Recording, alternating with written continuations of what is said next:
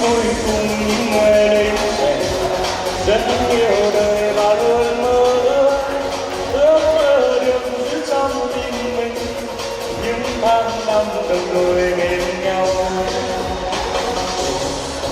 Đời lính có khi thật nhớ nhờ gió em lời yêu thương từ nơi nơi quê nhà để có những vì sao đời mong đời lính có cây đàn tân tình và tiếng đi lòng buồn vui đặt theo ta đi khắp nơi theo bước chân hạnh phúc suốt cuộc đời.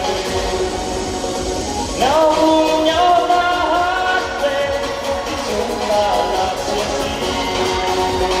Nào cùng nhau ta hát lên thì chúng ta yêu cuộc đời.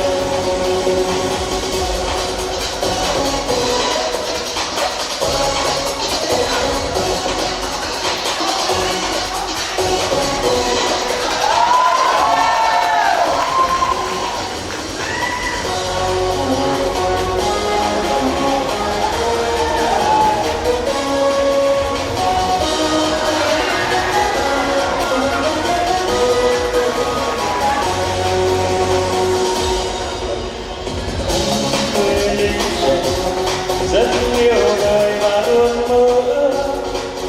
mơ được giữ trong tim mình những tháng năm đồng đội bên nhau.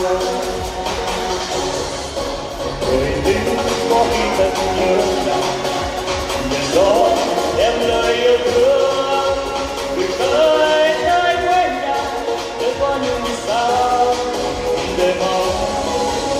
Đời lính có nghe đàn tâm và tiếng đi lòng buồn vui đặt theo ta